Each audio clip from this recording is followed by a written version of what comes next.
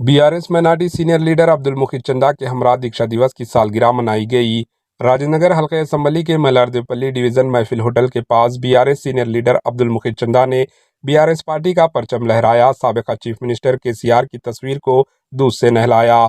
इस मौके पर जय तेलंगाना जय केसीआर के नारे बुलंद किए गए।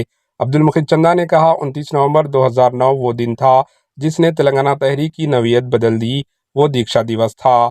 इन्होंने याद दिलाया कि आज का वो दिन जब केसीआर ने तेलंगाना साधना की गांधीयत रास्ते पर भूख हड़ताल शुरू की थी। इस मौके पर बीआरएस पार्टी के कारकुनान व दीगर भी मौजूद थे। Bureau report, HN news.